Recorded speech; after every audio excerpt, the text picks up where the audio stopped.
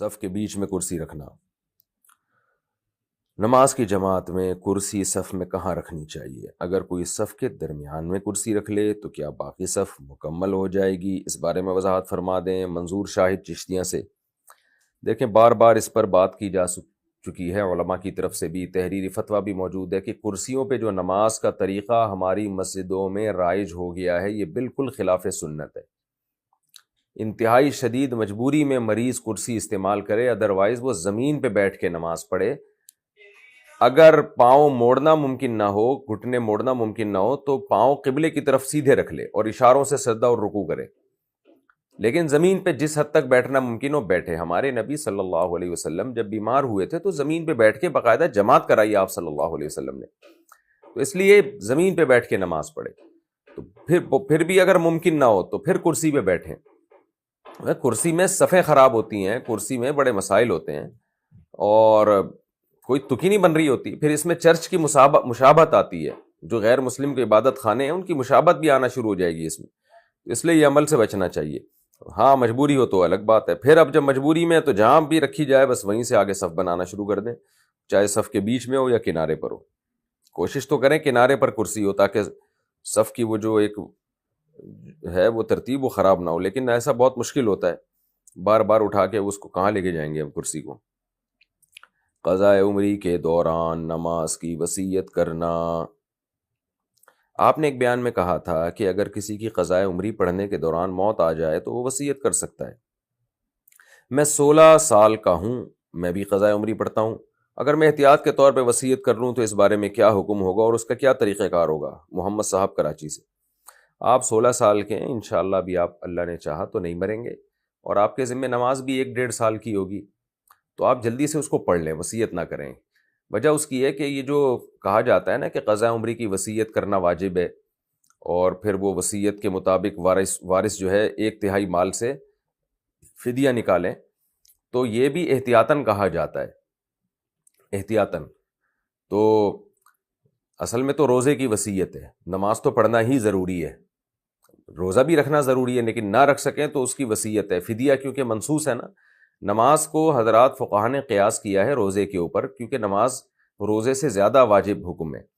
تو آپ کی عمر کم ہے، میں اس لیے آپ سے کہہ رہا ہوں کہ جلدی سے اس کو نمٹا دیں، وصیت نہ کریں، کیونکہ وصیت میں نا وارثوں کو بڑی ٹینشن ہو جاتی ہے۔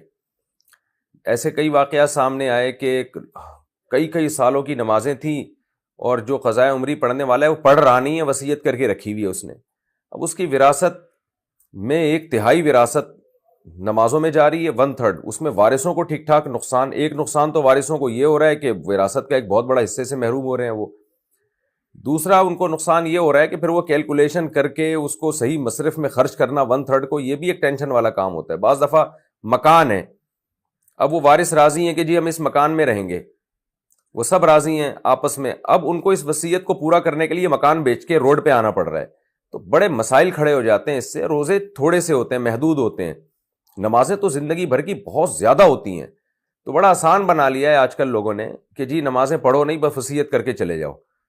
تو اول تو اس طرح وصیت جائز بھی نہیں ہے، کیونکہ آپ پر نماز واجب ہے، عملاً پڑھنی پڑے گی آپ کو۔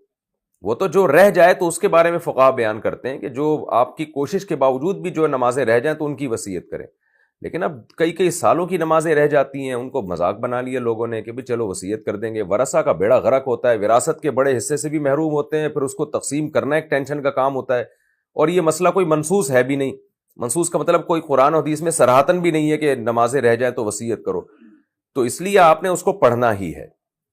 تو اپنے گھر والوں کو اپنے بعد اپنے وارثوں کو ٹینشن میں نہ ڈالیں، جو ٹینشن آپ نے نمازیں قضا کر کے کریٹ کی ہے وہ ٹینشن آپ خود ہی اٹھائیں اور جلدی سے اس کو نمٹا دیں۔ تو میرا مشورہ یہی ہے، مسئلہ تو یہی ہے کہ وصیت کرنا لازم ہے، مسئلہ تو یہی ہے، لیکن کچھ مسئلے ایسے ہوتے ہیں کہ ان کا سوسائٹی پہ جو اثر ہے وہ بڑا یعنی خطرناک سا پڑ رہا ہوتا ہے، سوسائٹی پہ اثر، وارثوں کو ایک مصیبت میں ڈالا جا رہا ہوتا ہے۔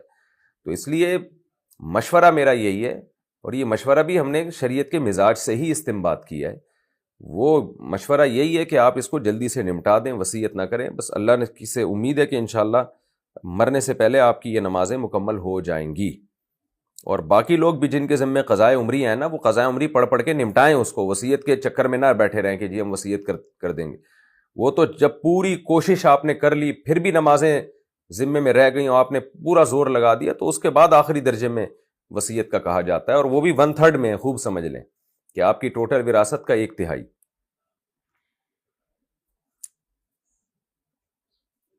اچھا، اسی میں جو ہے نا وصیت کی جو بات کی ہے، قضاء عمری کی وصیت، اگر میت نے وصیت نہیں کی نا تو پھر وارثوں کو ٹینشن نہیں لینی چاہیے۔ بعض دفعہ یہ ہوتا ہے ابا اماں نے 30 سال سے نمازیں نہیں پڑھی ہوتی، اب اولاد پریشان ہوتی ہے کہ ابا اماں تو جہنم میں معاذ اللہ اللہ نہ کرے جل رہے ہوں گے، تو اب ہم ان کی نمازوں کا فدیہ ادا کریں، تو وہ پھر ٹینشن میں ہوتے ہیں۔ اب پوری جائیداد کا ایک بہت بڑا حصہ فدیے میں جا رہا ہوتا ہے، وہ ایک الگ ٹینشن۔ وہ فدیہ نہیں دیتے تو ان کو ٹینشن کہ یہ کہیں ابا کی حق تلفی تو نہیں ہو رہی۔ تو یہاں بھی یہ چیز منسوس نہیں ہے، میں نے بتایا قرآن و حدیث میں وضاحت نہیں ہے کہ نمازوں کا مرنے کے بعد فدیہ دیا جائے۔ تو بس میت نے اب نمازیں نہیں پڑھی تو اب ان کے لیے دعائے استغفار ہی کیا جائے۔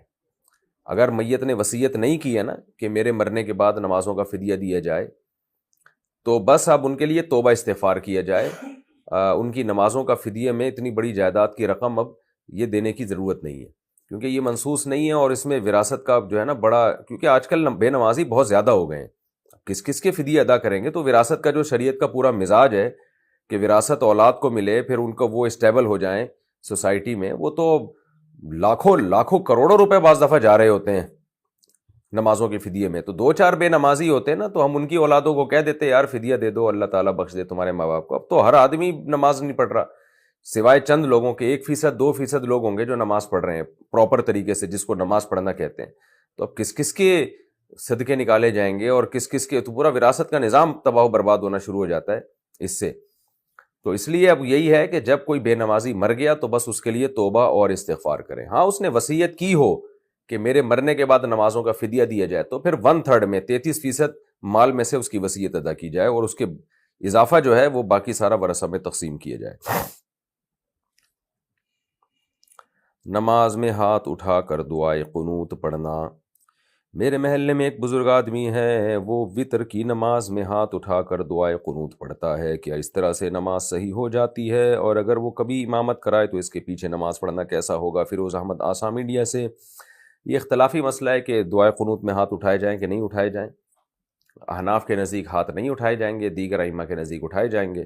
تو آپ کے ہاں اگر کوئی بزرگ وطر میں ہاتھ اٹھا کے دعائے قنوت پڑھتے ہیں تو ان کو بتائیں کہ بھائی ایک فقہ کو فالو کرو، یا تو پورے شافعی بن جاؤ یا پورے حنفی بن جاؤ۔